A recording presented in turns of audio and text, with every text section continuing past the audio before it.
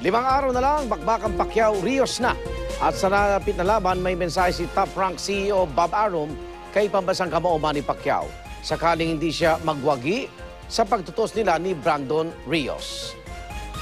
If Manny doesn't come through in this fight, that we would seriously have to consider, both Freddie and myself, sitting down with Manny and asking Manny seriously, isn't this time to hang up the gloves?